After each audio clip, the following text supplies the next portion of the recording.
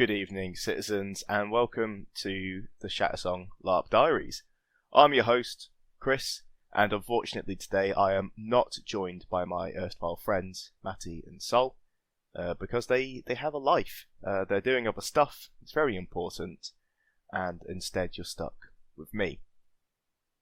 So, to fill the void of course, Matty and Sol being away, but also the void of episodes that I've been releasing, I've been digging in the dark depths of the Shattersong archives, and I've got a little treat for you. It is not, I'm afraid, the E4 analysis that I know some of you are gagging for. It is, in fact, the E3 analysis from 2018. So, yeah, we're going to go 5 years back.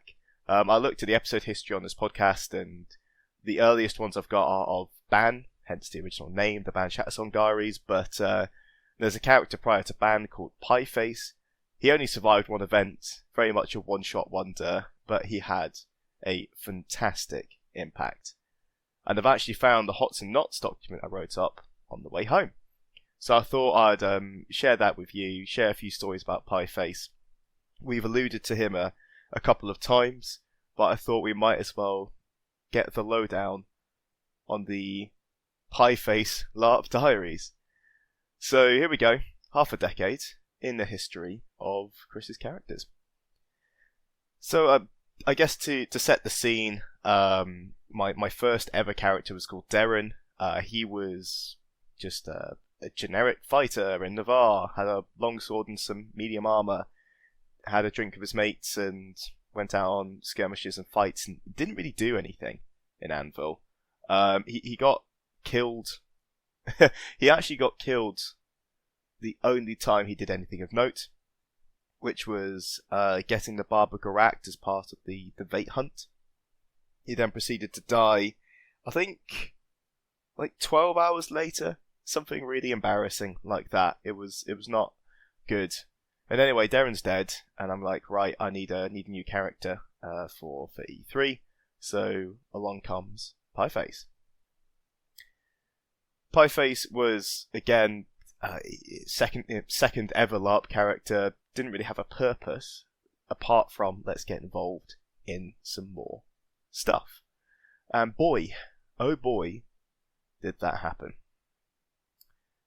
So let's start with the I was going to start the knots because they're on the document, but actually I don't want to. Let's tell the positive story first before picking it apart, because it's also got some spoilers in there as well. And let's jump straight in with Friday. So the cool part of having a new character is that you get to reintroduce yourself to your friends, and if you're playing someone different, you get to prod the bear, so to speak, and see if there's stuff about them, but your character doesn't. So you get to rediscover things, or see if they even want to show up to you. And yeah, it was just really cool to have a cool and fresh start with Black Scar. At this point, I'm still playing with them. They were my first ever, and continue to be my main group. And yeah, it just felt really cool just to come in with like a fresh start and a fresh face, and maybe, just maybe, actually matter this time.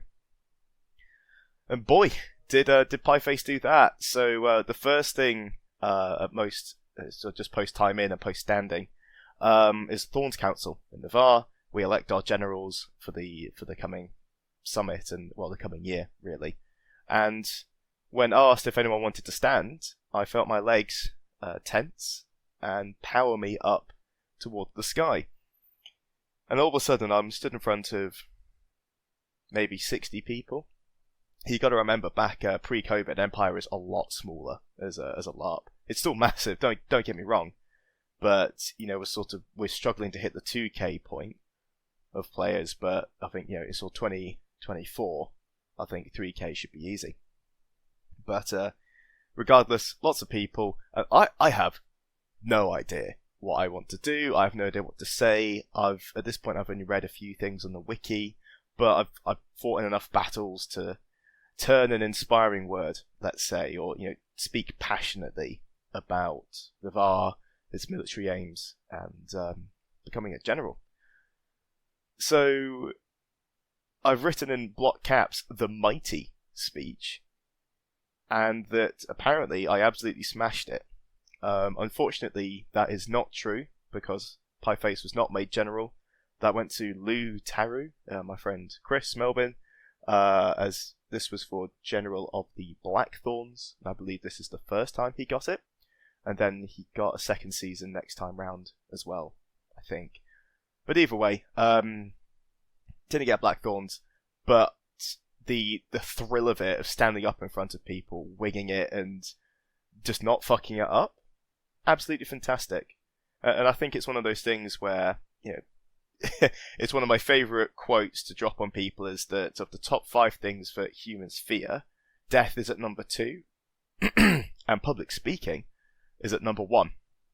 So it's really scary, but actually once you're up there and you're in your role playing, you just get into it and you can go for a bit of a firebrand kind of speech, or you can talk about exterminating the forlorn, or about wanting to keep people alive.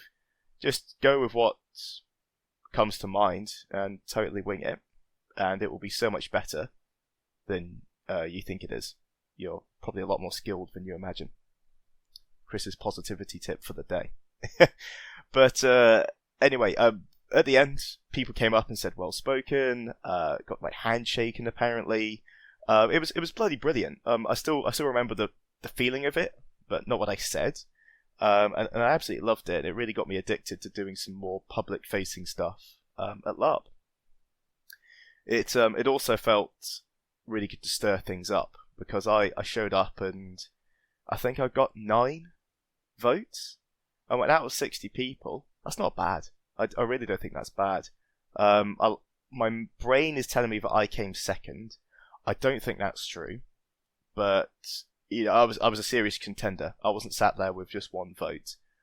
That did happen later on when I stood for Senator for Thurunin, I think, and I got 0 votes. That was great. That was Travid will appreciate that. That was much more recent, but yeah, the general's election was a lot of fun, and this is only a couple hours its time in. So what's going to happen next? Next up, we have the Scouts. The Scouts have been around in Navarre for a long time, and they have changed dramatically in the last couple of years. The previous Scouts, I think, to be fair to them, they're relatively new as an organisation, or the leadership had changed again. And in fact, that's what we were doing in this instance. We were voting for a new Scout leader, and apparently I let my meaner side out, and it felt great to be an arse. Sorry to whoever was standing then, but I think I was leaning into being a bit more of a dastardly character. We all know where that went with the next couple, but just dropping some difficult questions on the Scout leader, and it wasn't like, "Hi, I've heard your shit, please defend yourself." It was more a case of, "Oh, I've heard your casualty rates are very high. How do you intend to address that?" Or, the Imperial marshals and the generals don't have a seat for you at the military council. How are you actually going to matter to the higher echelons of Imperial command? For example, things that everyone would hate to be asked when they're standing up and doing some public speaking, eh? I think one line was, "The only thing worse than the Imperial budget is the casualty rate for Navarre Scouts," because it really was. It was diabolical at this point in 2018. It was 70-80% per event, because it was a group of maybe 10 to 15 people, but most of them would die across the event. Their recruitment drives were very effective for getting new players in, and it was an awesome bit of RP, and it still is nowadays. With the added bonus of nowadays you can survive your first event, but back then it was just a meat grinder. So yeah, I think it was actually we've got a friend called Tiki and Black Scar, and his older brother, who doesn't play anymore, was actually going for the election, and I think he won. So he got to have an event or two before he actually went off and had a baby. Congratulations. And got to lead the scouts, but the casualty rate did not get better. We just got fucking killed every single time we deployed. Great fun though. Great fun. Final point on the Friday is that as part of being a new character and actually trying Empire, because I strongly stand by Empire being one of the better systems out there, if you're willing to put something in. Plot will never come to you, activities will never ever really come to you. But if you go and poke stuff, it is incredible how easy it is to get involved in stuff. And anyway, I did this with selling. So I can't even remember what resource. I just went out and did some trading. And it was a lot of fun. For those of you who don't know, selling and being in sales is my day job, and it has been for quite a while. So, this was... I was originally opposed to it because I didn't want to do my day job at my holiday time. But actually, the transferable skills, to use that buzzword, were very much applicable here. And I ended up having enough beer money to enjoy myself without begging or borrowing from people or having to do stupid shit or having to... I say this with a tinge of shame, but I shouldn't because it totally works, is the morning after, Saturday morning and Sunday morning, go around where the pubs are and all the bars. The odds of finding crown and 5-ring coins in the grass are like 95% plus. You'll scrape together a crown or two maybe, but it only takes 5-10 minutes, and boom, you've got yourself beer money for the rest of the evening. So yeah, did that originally, but didn't need to do it this time because of trading. Very fun. And then did the usual thing, went back to Black Scar and had some drinks with everybody and just got excited about the battle in the morning. So, that brings us to Saturday. First line here, monstering was wicked. We mashed up some Wintermark in the forest after getting our arses handed to us on the field. I have no idea what territory we were in. I think we were playing as Jotun, I would imagine. This is sort of the beginning of the we're always fighting Jotun phase of the Empire. It was just the beginning of the Imperial War with them that kicked off in 380, 381, whenever it was. And back then it was lovely and fresh. So playing sort of elite, proud, noble, honourable orcs in a big stonky line fight and battering the crap out of each other, that was really fun. That was new and exciting back then. Maybe less so now. But at this point, I had my first ever LARP weapon I bought was a longsword. I do a bit of HEMA. I did a bit of HEMA back at uni. That's been a long time, and just using that at LARP was a lot of fun. And doing the whole Landsknecht sort of Zweihander thing of keeping a few people at bay in a chokehold, in a choke point in the forest. Really fun. Apparently felt satisfying. And from these notes, it looks like I went toe to toe with Iron Tide Lock back then and didn't die. So that is glowing praise for Iron Tide Lock's player, is that half a decade ago you scared the shit out of me.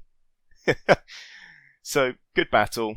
It was one of those, I only vaguely remember it, but it's one of those battles where it had distinct parts to it. It wasn't just a grind, it's over. It was very much a case of the field was, because there's less players at this point as well, fighting on the main field. There isn't just two walls hitting each other.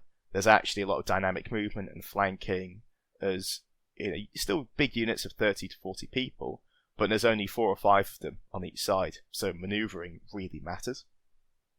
And then once we got into the woods, the Imperial cohesion broke apart, and then we started to rip and tear, so to speak. So yeah, good battle, got off that, and I walked straight into the Marches Fair. So at this point I'd been LARPing for about 2 years, and like I said at the start, I hadn't really done too much. The Navarre the Navarre Forest I hadn't really ventured out of. I didn't really know people other than the university and local friends that I brought with me. And I had no reason to go to Varushka, Marches, Dawn, X, Y, or Z, right? However, this is the first time I came across the Marches proper, and they were having their fair. So what an introduction to the Marches themselves. And apparently, again, I absolutely loved it. It was a gem of Empire culture. There was apple bobbing, sponge throwing, and cake eating. And that kept me busy all afternoon.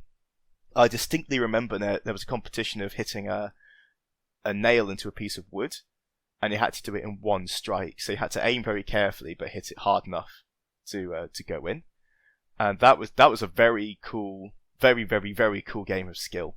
Was not very good at it, but that had a lot of us. It was just one ring a go, and yeah, surprising amount of fun. I don't remember. I think the cake eating was an individual activity. I don't remember a cake eating competition. Although Marches, if you are listening, I'm just saying, cake eating competition would be banging. Apple bobbing and sponge throwing. Oh, that was it. It was actually quite hot as well. This was E3, so this is July. Yeah, this is July. So apple bobbing. Oh my god, wonderful. Dunking, like the water was crisp and cold, and you obviously got to keep the apple as well. So yeah, I've got a smile on my face. Really, really, really enjoyed that. Next up, we get to go on the first skirmish as Pie-Faced, and this is Pie-Face, and this is awesome because we're going straight into the Atherton, which is like the big deal for Black Scar at this point, especially with Clay having Lou Taru having just been elected general. That was his shtick, and it always has been up until recently in 2023. And this was like, oh, here we go. Here's our big plot fight. We're ready for it. We also get to go on as a full group, because back then, skirmishes were around about 70 people usually. Sometimes they were only 40. No, sorry, they weren't 70. They were more like 40.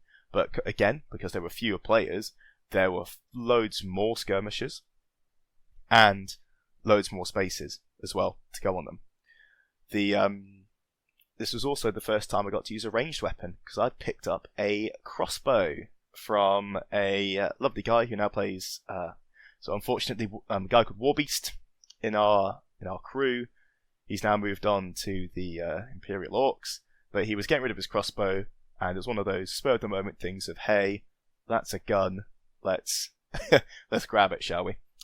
So I've got exactly two bolts to go with it as well. That's all I could actually find from the traders, because crossbow bolts weren't that popular at this point. And yeah, we effectively went in as a battle line and did our shock unit tactics and pushed them back. There was a mix of orcs and of Valorn, but it was mainly Valorn. In fact, actually, I'm reading this now. Realistically, they were probably just orcs that had been possessed by the Valorn. So they, the usual slaughter of of plant life in the forest, until a disgusting, dirty pack of Etacaps show up. Now these were monsters back in the day. I feel old saying that. Back 5 years ago, monster suits like Drakes, Etacaps, Minotaurs, Colossi, and stuff like that. They were really quite common, and they really mattered. I think they stopped them over COVID because hot, sweaty suit is a hotbed for infection. But also, as battles got bigger, they usually would just get swamped and panel beaten, and they didn't have as much of an effect. That's just my personal opinion. I don't actually know the reason. And in good local and modern news, they are bringing back monster suits for some of the battles. Like we did have a Minotaur at the end of 2023. But we'll cover that in another episode, shall we? But anyway, my point being, a whole pack of Eticaps show up, which are these sort of humanoid beetles. But they're not stupid like Forlorn, where they'll just walk and hit you and go nom nom nom. They have human intelligence, so they'll flank and they'll click and they'll like do terror attacks. They'll bait, they'll drag injured, obviously not literally dragging, but they'll pull injured Imperials away and then start snipping them in the woodlands. So we literally had people getting full on like predator grabbed in the jungle and being dragged off into the bracken by these giant fucking beetles, and they were really tough as well. It's basically full suit of heavy armor, immune to impales and stuff like that. And yeah, they were really scary, and they were quick. So at one point when I'd fired my 2 bolts, ran forward to get them from the forlorn torso that they're embedded in, I remember Tadpole yelling, "Pie face, look out!" I look to my right and scream as this fast-moving purple blur comes for me at Mach 6. Absolutely clattering me to the floor and ripping me apart, and it's just cleave, cleave, cleave, cleave, cleave from the monster crew. And I'm like, I'm not even wearing armor because I'm using a bow, a crossbow. And I just drop down, and it's a spicy couple of minutes, very, very close couple of minutes, until they actually come and get me. I think I was literally about 10 seconds off my bleed count when they finally got to me. But yeah, Eticaps, really scary, but shooting forlorn, lots of fun. We came out apparently to chest bumps and cheering, and the atmosphere couldn't have been better. I think it was a crushing victory for the Imperials, if you can think of it like that, with the forlorn. We achieved our objective, cast a spell, blah blah blah, whatever it was, I don't remember. All that matters is there were some really cool deaths of people getting dragged off, but also getting some cool kills and some really good teamwork from Black Scar. However, post skirmish, there was some angst, and look who it is. It was with the Scouts. We had I think the allegation was that we'd just left some of the Scouts to get killed and dragged off, and that is almost certainly true. Black Scar probably did. The reason being that the Scouts, like I alluded to earlier, the Scouts at this point took high casualties, and that's because they often operated on their own, maybe as a pair sometimes. And they would, lightly armoured daggers, like a pair of daggers or a pair of swords, that kind of thing. And Eticaps would just go up, cleave, they'd drop, and then snack on them in the woods.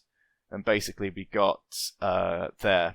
So some of the Scouts came over and had a verbal altercation. I've written down here. And it was at... That was it. It was at the new captain. Sorry, it wasn't at, when I say us, it wasn't Black Scar, it was actually at the new captain, so this was Tiki's older brother. And this was some really good adversarial roleplay where I got to vehemently defend him and sort of tell... I feel sorry for these Scouts actually, because they just lost their friends, but telling them that their friends' deaths was their own fault, and if they stuck as a unit and were more careful, they wouldn't have died. And also, ultimately, when serving in the Empire's military, you do put your life on the line, and the taxman came collecting. Very cool argument. My first ever IC argument as well. First ever bit of adversarial roleplay ever that wasn't a sword fight, if you will, at Empire. Very cool, very enjoyable. So somehow, through bolt retrieving shenanigans and standing for general and suddenly being a face that's recognisable in the VAR, there's a skirmish going out, and Pieface is asked if he wants to lead it, which I found very surprising. Again, proves my earlier point that if you poke, even just gently at Empire, it will embrace you back. So I get to lead the skirmish, and it's going to the Black Plateau. Those of you who know the story from Sol and I telling it in some previous episodes, you'll know what's coming next. But oh boy, if you don't remember that, dear listeners, you're in for a treat. So the Black Plateau is a cursed piece of land, a cursed piece of territory in Urizen, and it makes anyone within it go mad, go insane. They'll start attacking their friends and foe alike. They'll start having extreme nightmares, and basically because the Imperial armies had been fighting over this with the Druge and the Grendel for so long, I think it was just Grendel actually, it had awoken the Black Plateau, so those effects, rather than being local, pretty much became territory-wide, and it really, really got out of control. So we were sent on a skirmish to retrieve a researcher who had been researching the plateau and escort them back to Anvil. The problem being that a bunch of Grendel had found this researcher, and it was a race against time to rescue them. Very cool mission. All of that said, the first line I've written here is, "Oh boy, was this a mess." This was my first ever IC command, so I put a lot of prep into it, but I'm still pretty green at this point. I've been fighting as a grunt for a couple of years at Anvil, but I've never had any kind of unit leadership, and I've never really paid attention to it either. So putting myself into command with people I didn't really know as well. We had some people from Blackscar there, but it was sort of like a 60-40, because I got to pick the actual troop going through. But at this point, there's only like 15 Blackscar, so even with all of them, which we didn't have, we couldn't fill the whole contingent. So we get a ragtag bunch to go through. I don't know anything about balancing out shields and spears and bows, or going to certain Thornborns to fill out certain tasks, that kind of thing. Whatever. I just go, yep, you're all in. Thank you for the bribes from a couple of you. I do remember you. And we go on this really cool skirmish to the Black Plateau. It is 9 PM at night, so it's starting to get real gloomy, real quick. And on top of that, there's a little bit of rain. And as I confidently walk through the gate with the company, we're stopped, we're pulled aside, and told that you're all under a role-playing effect. You can use a hero point to ignore it, or you can execute fallen comrades to regain hero points. And you can execute fallen comrades, or bleeding out Imperials, to regain hero points. The other part of the effect was that you feel that every slight is now a huge insult, and that the only way to resolve issues and disagreements is with violence. So it's basically turn on yourselves and rip each other apart. And we all just start smiling, and we look at each other. There's a few gasps of disbelief, and a few like oh my kind of responses. And everyone of course looks at me because who is this guy? Who the fuck is Pieface? Why the fuck is he in charge? And people aren't happy with that, especially when we had Neve, who's a captain of Blackscar, with us leading the Blackscar contingent. But there was a clear underlying feeling that someone much more experienced should be in charge, and oh boy, was this about to spill over. So we all get our lammies, we go in, and it's just starting to increase in intensity in terms of the rain. Pieface tries to get people like rallied and into like groups and spread out into the woodlands, but everyone just runs off screaming. Like literally, they just scatter into the woods, never to be seen again. That is true for some of them actually. And Blackscar themselves turn on me in a horseshoe, and some of them are actually chomping at the bit. They're frothing. There's some very angry shouting. I have to use my hero point.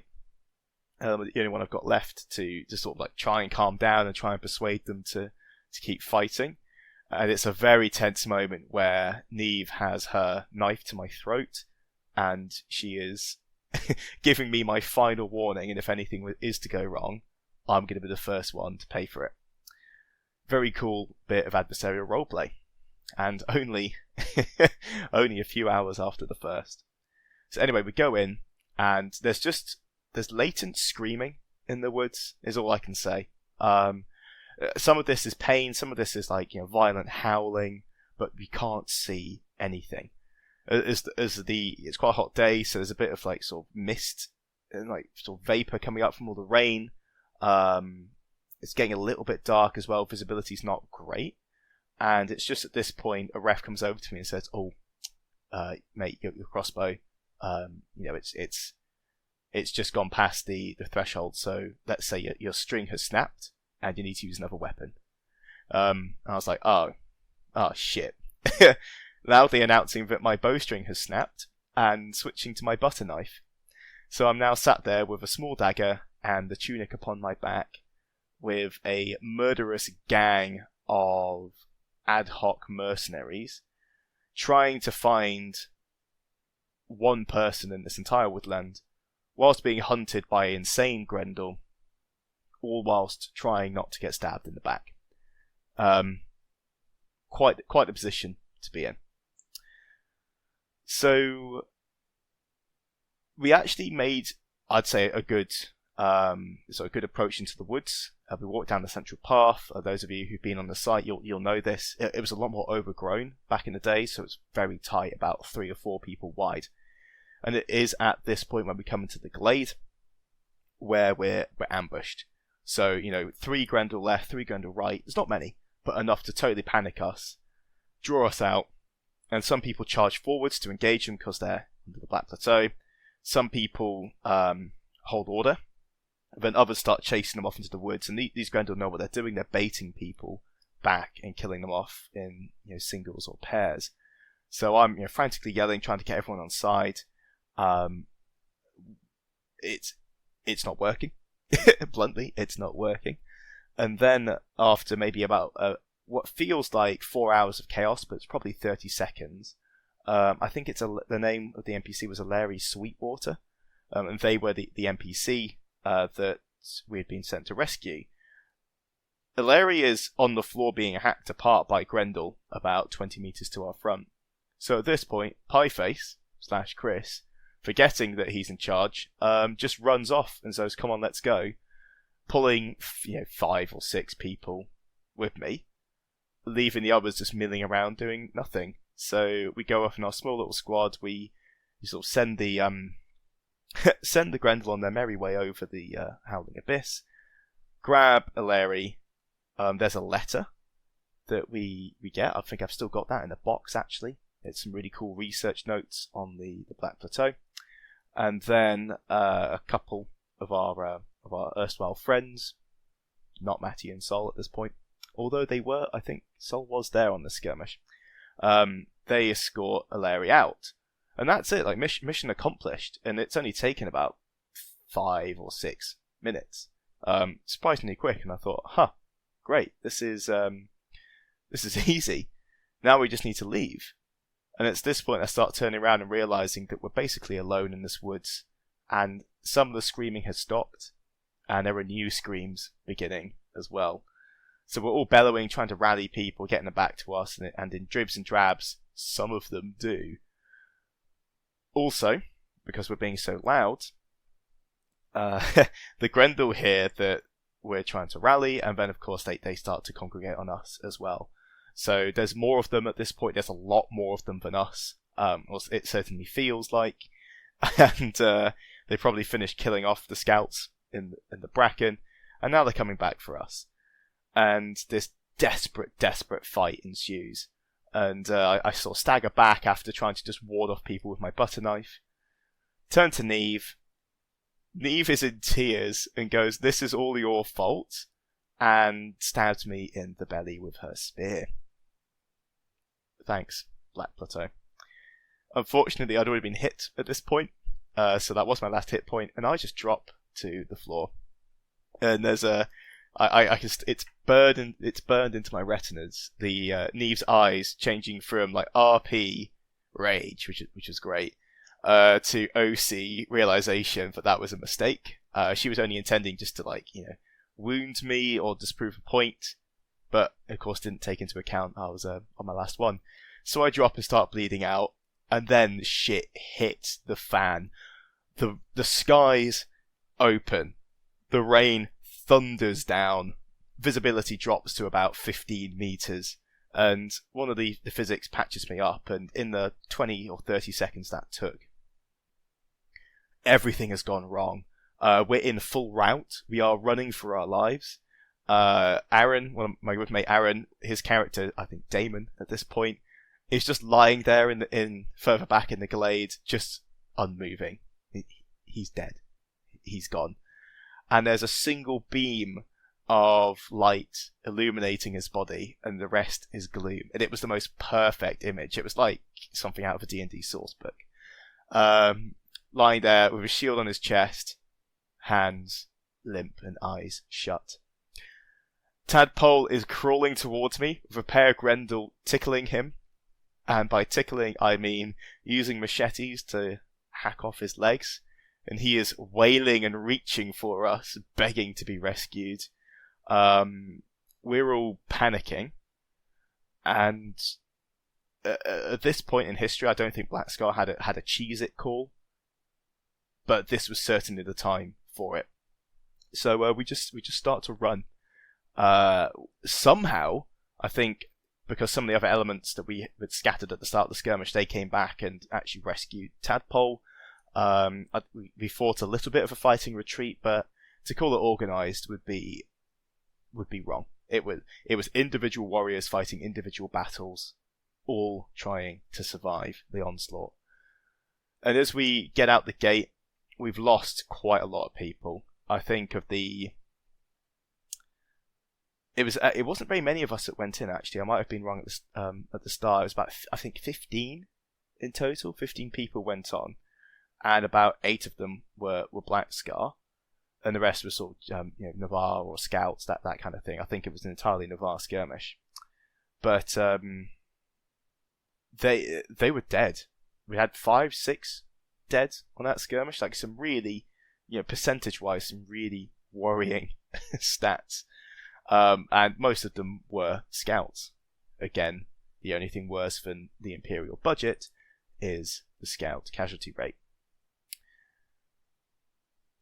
We get out the gate, and at this point, we go from RP to going, oh my god, that was amazing. And everyone's like, wow, that was absolutely wild, smiles all round, really, really cool battle. Absolute clusterfuck, but it was cool. It wasn't, getting steamrolled by a Jotun shield wall and, oh, that's it, you're dead. It was a very thematic running battle, and it felt very dramatic. But the drama was not over yet. As we get pushed out the Sentinel Gate on the other side, we are given a Lammy. We are now cursed from the visiting the Black Plateau. It's not just a role-playing effect anymore. We have a full-on curse on us. And we have no idea how to fix it, but we don't care, because the roleplay effect is rage, fucking rage. I paraphrase, of course. And as we stagger out into this deluge, this torrential downpour, the rest of Black Scar circle Pie Face. And some of the best, even better than the chaos literally a minute ago, even better than that chaos was this muddy, shrieking fist fight that kicked off as every single member did the whole Meeseeks pointing at each other thing, or Spider-Man meme, and then they just laid into each other. I remember taking a knife to the guts, someone was using a warhammer and just went clatter into somebody else, and this brawl kicks off. And this is back before, I think, sort of brawl, it's like hand-to-hand brawling, like make pretend fighting. I think that's banned now in Anvil. I don't think there's rules in there anymore for it. Or you have to get a ref, and it has to be carefully controlled, like in the Orc Fighting Pit. But back then it was roleplay. Just follow the rules and don't hurt anybody. So people are like shield slamming, pretending to slap someone with a shield, or they're like sort of having the knife like above the chest, like in Saving Private Ryan. The hospital, of course, empties itself of physics as they come and try and understand what's going on. I think Ross who is a legend within Black Scar, unfortunately no longer attends Anvil, Ross turns around and just impales one of the physics just on the spot with a great sword and just cuts him in half. And then that's the moment the tension snaps. So the Highborn come over and they start laying into us as well. The physics are running off. Some of our gang have slipped through the net and they escape into Anvil. More on that later. But we're all over the course of a 5 to 10 minute running battle in Anvil in the rain. We're eventually apprehended and they start trying to cure us of this curse. Long story short, there is no cure. The cure in the Lammy, well, there wasn't one. There was just you can treat this with X, but there's no removing it. And we had like the High Exorcist coming over, and we all got sort of shackled and put into a tent in Urizen, and they spent a while trying to calm us down. I think I actually had some really cool roleplay with Amero around the Urizen Hearth magic, and trying to fix this, trying to calm us down, and it calmed us down in terms of roleplay, but it did not remove the curse. At least, not for those in the tent.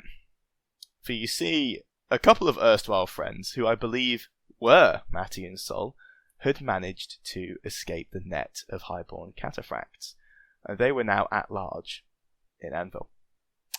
They had gone back to camp, told the rest of Black Scar what had happened, and in the meantime I'd been cured, in air quotes, and sent on my merry way home.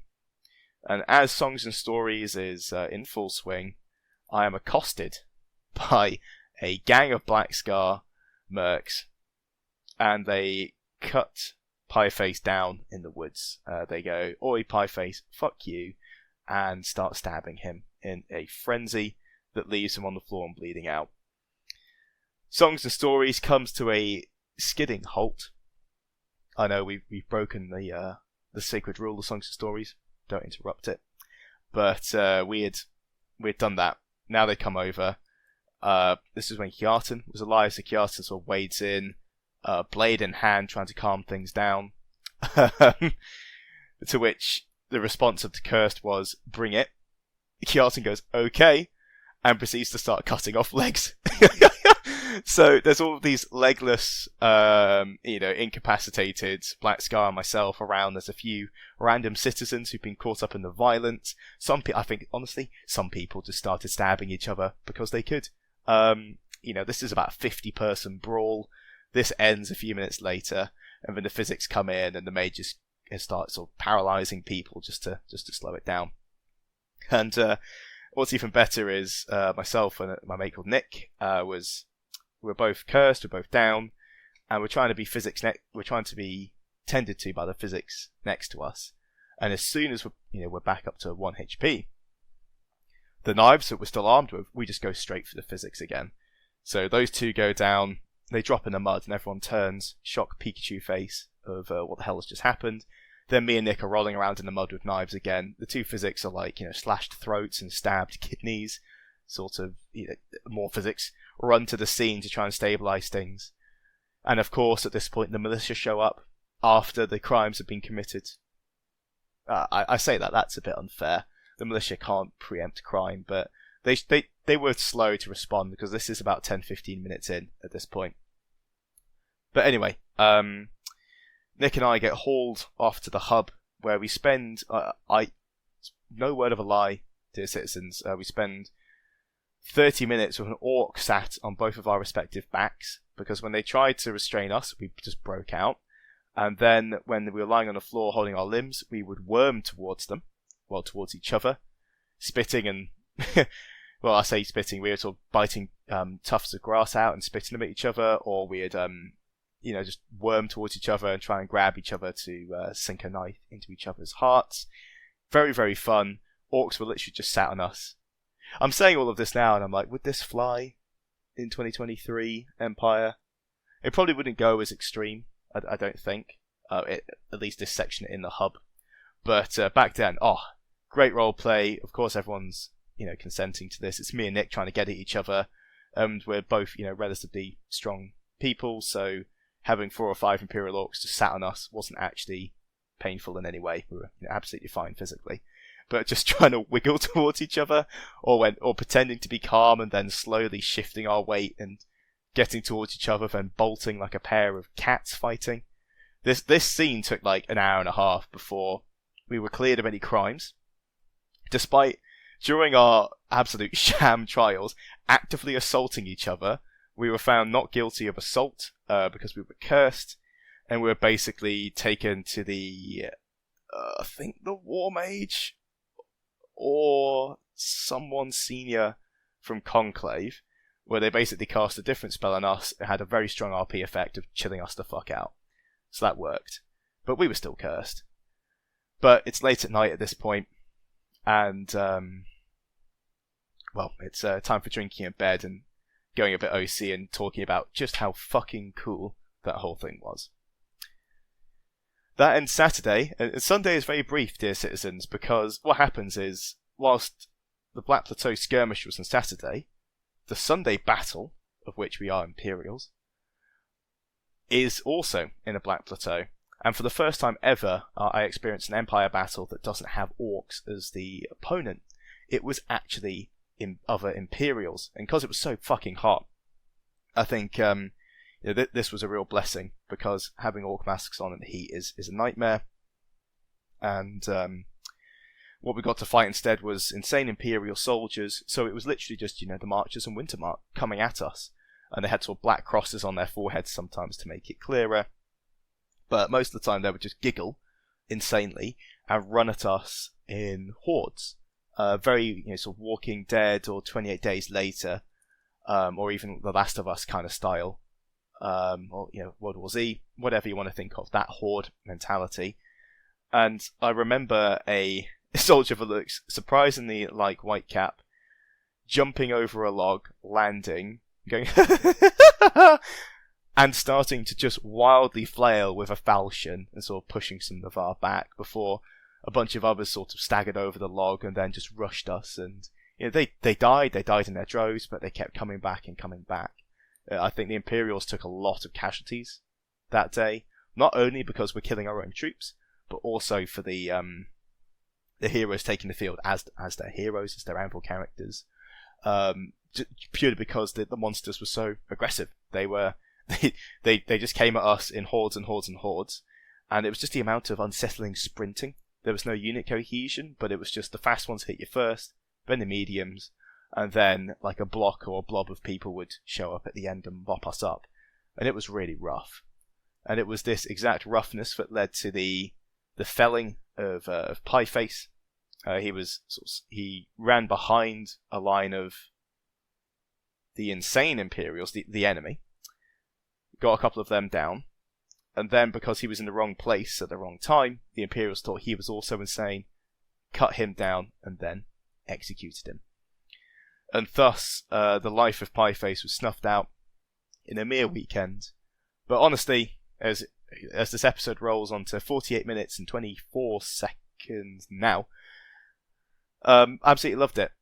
Highest highs, lowest lows, pure unrelenting drama for 48 hours on the field of Anvil. So those are my hots. And also, I would say a little story, but it's actually a massive story.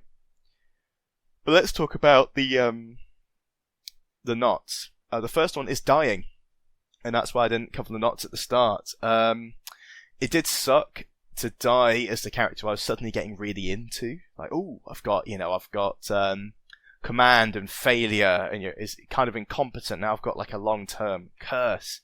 Oh, by the way, every single Imperial on the field had the same curse on them for that day. So it was just imagine our little rain skirmish.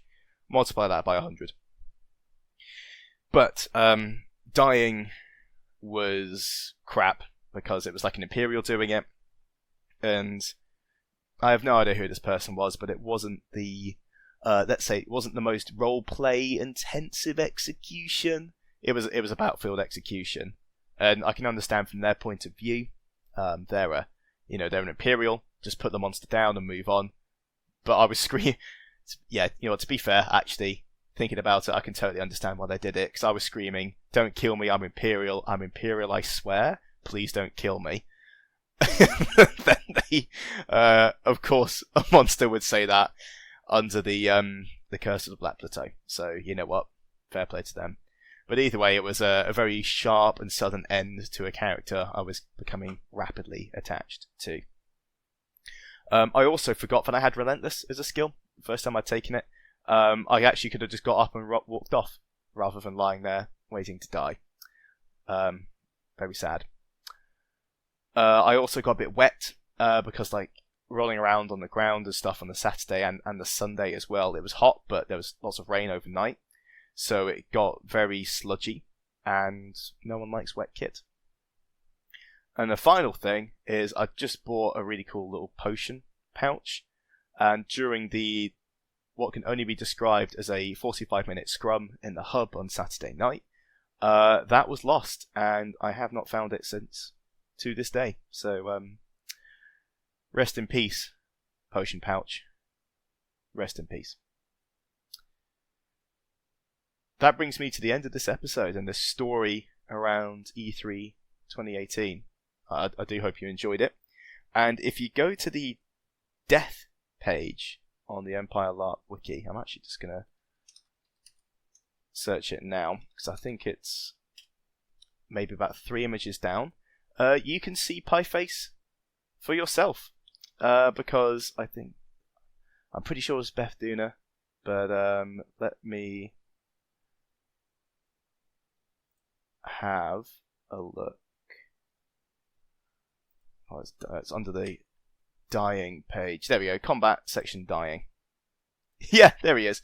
Yeah, he's the image directly to the right of the dying section on the combat page of the wiki. He's got a dagger in his neck and an arrow in his belly, because as the monsters walked past me, they just started sticking weapons in me. So that is Noble Pieface. Dead, dying, and gone from this world. So there you have it, citizens. There you have it.